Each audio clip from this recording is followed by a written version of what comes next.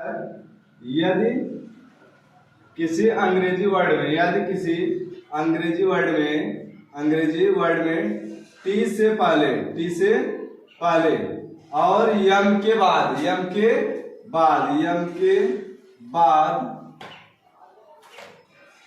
बाद अगर बी आए तो उस बी को हम साइलेंट कर देते हैं। मतलब साइलेंट मीन्स होता है नहीं पढ़ते, उस बी को क्या करते हैं, नहीं पढ़ते हैं। कह रहा है यदि किसी अंग्रेजी वर्ड में टी से पहले और यम के बाद अगर बी आए तो बी को नहीं पढ़ते। एग्जाम्पल तौर पे अगर हम देख सकते हैं तो जैसे हमारे पैर का अंगूठा THUMB।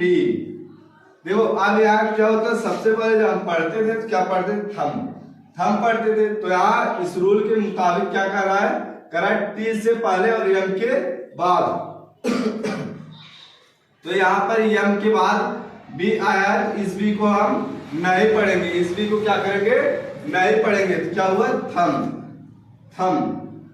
थम हो गया। और थम मीन्स क्या होता है, अंगूठा।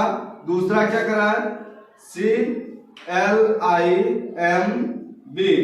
अब देखिए यहाँ एम के बाद क्या है, बी। एम के बाद बी आया है तो बी को हम नहीं पढ़ेंगे। तो क्या हुआ, क्लाइम मीन्स क्या होता है, ऊपर चढ़ना। तीसरा हम देख सकते हैं कम, COMB।